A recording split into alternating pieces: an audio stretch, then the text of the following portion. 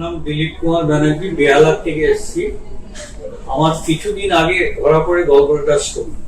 Woodland হসপিটালে এসে ডাক্তারবাবুর সঙ্গে কথা বলে, ডাক্তার সুমন্ত রায় এবং তার টিমের সঙ্গে দেখা করে আমি অপারেশনের একটা ডেট দিই। ডাক্তারবাবু বলেন যে আপনি অপারেশন করান, আপনি কিসে করাবেন, নর্মাল ল্যাপ্রোস্কোপি করাবেন না রোবোটিক করাবেন?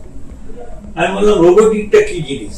তখন রোবোটিক সম্বন্ধে আমাকে ডাক্তারবাবু একটু ডিটেলস বললো যে এটা মিনিমাম আপনার ব্লাড লস হবে, মিনিমাম আপনার স্টে, মিনিমাম আপনার পেন। রোবোটিক করলে আপনার এই সিমটম গুলো থাকবে না, আর ল্যাপ্রোস্কোপি করলে এই সিমটম গুলো থাকবে।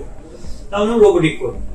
এইভাবে আমি রোবোটিক অপারেশনটা করলাম। ইনি জানি না আমাকে বললো বাড়ির লোক যে আমাকে নাকি 1-1.5 ঘন্টা পরেই বেডে দিয়ে দিয়েছিল।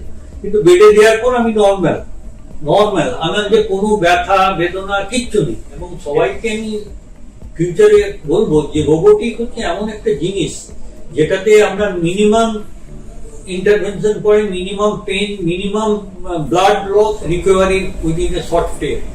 আমি উডল্যান্ডে এসে আমার যে এক্সপিরিয়েন্স হলো, উডল্যান্ডের সমস্ত team including nursing team, OT staff, ডাক্তারের স্টাফ, ইনক্লুডিং আমি আমাদের সিইও রূপক বড়ুয়াকেও অসংখ্য ধন্যবাদ।